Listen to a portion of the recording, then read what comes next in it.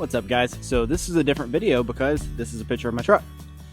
So I'm going to be building an under-seat organizer. Here's the thing. If you have an F-150 or any modern four-door truck, you know the seat folds up and you get tons of storage place, or a lot of storage area for all kinds of things. It's really awesome until you put your car seats in for the little ones. So they make little bucket organizers that are great if you can access underneath the seat. But what I want to do is I'm going to build a little drawer that sits under here. You can see, oh look, trash. That fits under here, and it's about this tall on the side, and it kind of comes up to about that tall and fits under there. It'll probably just be a straight line. I'm not going to try to follow an angle or anything. And then do a drawer that opens up this side, and then a drawer that opens up that side. And that will hold basically my tools, my spare tire jack, because again, if I have a flat on the side of the road, my spare tire jack and stuff is all right here. And then if I have kids with me, where am I going to put them while I change the tire on the side of the road?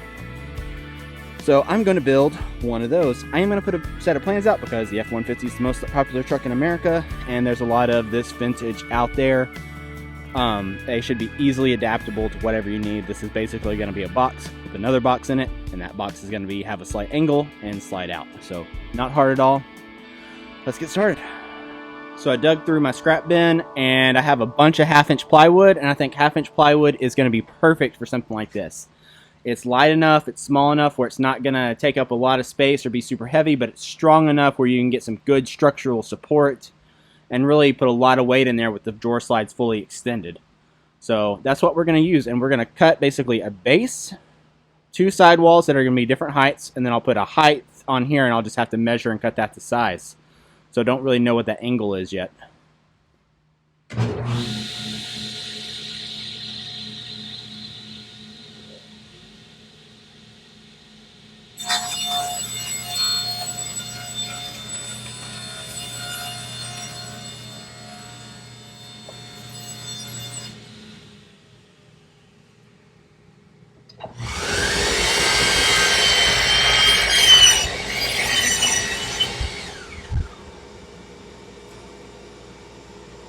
Here is my floor, my side where the seat is. The seat slopes back like that to here. My finished height's going to be 6.5, and then 8.5. Keeps falling. So you're probably wondering why I have it set up like this. I need to figure out the angle of that. Now I could just set a piece of plywood on top of it, call it good, but I want it to be a little bit better than that. Alright, so we need to figure out this angle. Now, I could do lots of math and geometry, but I'm not great at that kind of stuff. And so what I'm going to do is I'm just going to position it, have my little clamps here to kind of help. And again, this doesn't have to be perfect because we're not doing super precision work. But what I'm going to do is go get more clamps to hold everything tighter in place, put my board here, and just connect those dots. So I know that's my angle right there, and that's my angle right there. So I can just set this up on my table saw and figure out about what that is. I do have this that might or might not work. I don't think it'll work. I'll have to figure out that angle somehow, but I think I'll use a bevel gauge. Okay, so this is a bevel gauge. They are very inexpensive. It is literally two pieces of something on a hinging point. So I'm going to set this here. I'm going to snug it up with a little set screw so I can move it with my hands, but it'll stay in position. Just going to set it right there on the edge and close it until that angle matches. And again, it doesn't have to be absolutely flawlessly perfect, but I don't care what degrees that is. I just care about cutting the right angle. Not a right angle, but the correct angle. So this is set, so now I'm going to walk over to my table saw. So we're going to use this, and now we can use this to set up our table saw. I'm going to raise it to full height just for ease, and then I'm going to set my angle. You can also do this with a track saw. So right there is my angle, thereabouts, right there, cool. So I'm going to lock everything down. and then I'll lower my blade back down to a safe working height. Back to me. So I have this set where I'm going to take about a saw blade off. It messes up my original measurements a little bit, but again, we're not dealing with ultra precise. I'm just trying to get it good and close so it fits underneath the seat without binding or anything. So now I've got everything set up. I'm going to be safe. Got my push block ready.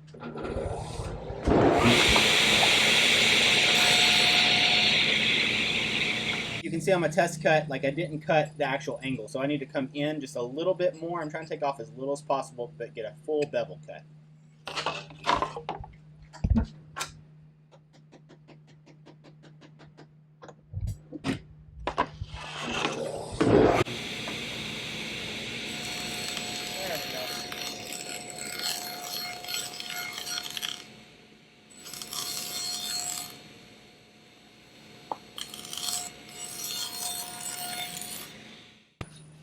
So now this will set in place, and we just line it back up with our angle, and then I can just measure my top plate and then just set it on there. It'll probably be a little fat right there and a little narrow there, but I'm going to put a nice little round over and sand that down, so I'm not going to worry about trying to cut the bevel on the top piece.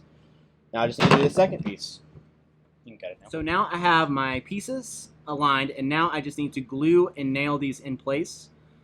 I'm going to be using an 18 gauge staple gun. You can use a nail gun, you can drill screws out, but screws kind of start splitting smaller plywood like this.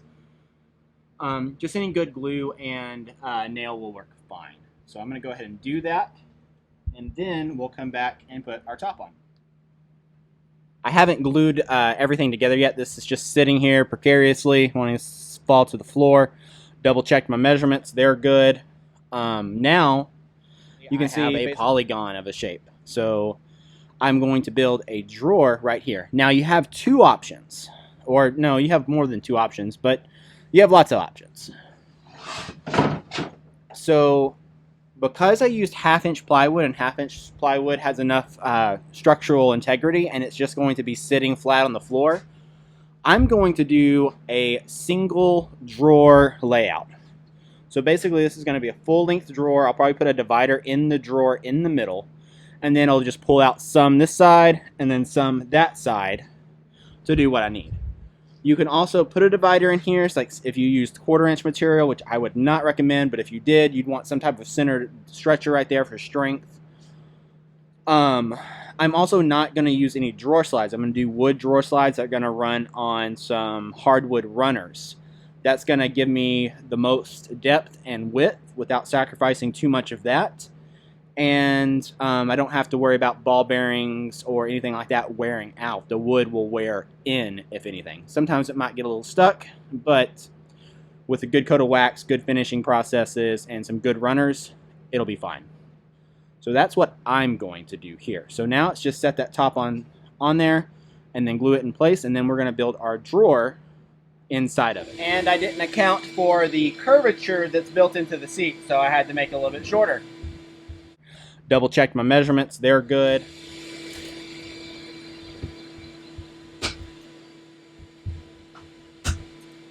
Double checked my measurements, they're good.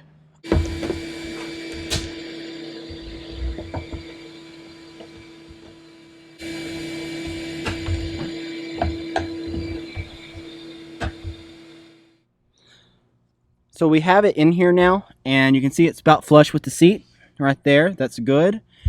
But you can also see how it's sticking out here, and that radius, like that's going to be a sharp corner that people are going to catch their legs on, and little kids are going to catch their legs on. What I did is I measured from here, this little hump, to the hump on the other side, and came up with 60 inches, and then took like 2 inches off. Wait, no, I measured the width, and then this was about 58 inches. So that's what I did, but I think I need to take another inch, probably about 2 inches off, because I don't want that corner to be protruding out. We don't want that. So now I have the drawer positioned about where I want it on this side. You can see this is underneath the seat. You can still come back a little bit for final fitment. And then you can see over here it's sticking out quite a bit. So what I'm going to do is come in right here, make a mark, and then just for grands I'll go ahead and trace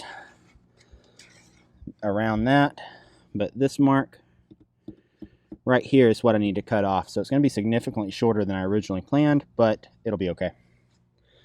We've got to balance form, function, fitment, all those different things. All right, so I got it cut to length, and now I cut the floor of my drawer. So this is just going to be a full-length drawer, so I can pull it out on both sides. I'll probably only pull it about halfway, but that way I essentially get 2 full extension drawers. But yeah, so that's just how I'm doing it. You can do it however you want to. I ended up cutting it about 1/8 of an inch narrower, my drawer bottom, narrower than the opening here, just so it's plenty of room. But I don't want this full wood on wood movement. So I'm about to make some beech hardwood runners and put on the bottom of my drawer, and then do my walls and then my front of the drawer right there. So that's how I'm doing that. And I'll probably do some type of thumb pull hole, something like that as well. And I probably should do some type of passive latch to keep it from flying open on me or moving side to side while going down the road. I'll have to figure that out. Okay, so I installed my runners. You can see right here, the glue's still wet. But what this does, it reduces your contact points, and that way if like dust and dirt or food from my kids gets under this, it's not going to bind up as quickly as it would otherwise. So I'm going to sand these nice and smooth, wax them very well so it slides, but you can see it slides out that way. The drawer itself will catch, the sides will catch it from tipping, so it won't tip. And I'm still thinking through some type of passive latching system. I've thought about making like a cleat that it sits on and has to lift up, but I don't like that. I'll probably do something here that's just something that falls into place to keep it from coming this way, and then I can easily flip it and pull it out, and that will work on the other side as well. But I don't know what I'm going to do yet there to keep it latched from opening, because if I take a curve too fast with the way I drive, that's going to slide like that and then back, and I don't want to listen to it either. So now I'm going to do my sides, just going to tack them on. Then I'll do a front and then try to make the front look nice as well. And then if I decide to, I'll paint it. I should paint it. I don't know if I'll ever actually get to painting it though. Alright, so I'm almost done with my drawer. Got my hardwood slides, runners right here. I drilled out a 1.25" Forstner bit and then just rounded over that. That gives me just a nice little finger hold. I can get 2 fingers in there, pull it out. I might do like a nice faux drawer face with an actual pull later, but right now I'm just going for function. For this weird shape, I basically cut a rectangle that was this tall and then fit it in place. So I cut a rectangle that was like this. And then I simply put it in and then put a tick mark there. And that was on the top. And then I just connected the dots with a straight edge, and then I cut a straight line. You can do this with a jigsaw, bandsaw. I did it with my track saw. However's the easiest way for you to do it. That's glued and nailed in place now, and that will slide out whenever I put it underneath the seat. Here we are, all said and done. I've got it in here. It's basically just wedged into place right now. I'm going to go and actually run a screw into it to secure it. But the drawer will open up a little bit more than halfway. Right there, it's fully supported. No drawer slides, no hardware. This is just plywood and some glue and some nails. And then the other side, you can see, you can just keep pushing it that way and we'll come out the other side. The door does keep it from coming all the way out, so you do have to put the drawer in there before. And then you can see you still have all the access. The car seats are still there like you need them to be, and lots of extra storage in the car. And now my problem of having car seats and needing a place for my kiddos. All right, so now she can sit there. I can have all of my stuff that I don't want rolling around the floor right there, like this tarp. That tarp probably won't stay there actually, but it works. I can dress this up. I can paint it the color of the floor. I can put carpet on it if I want to. You can do a lot with this. I think 1 sheet of plywood, which is about $60, did this, and no hardware. And that's what I like the most, is there's no hardware required for this.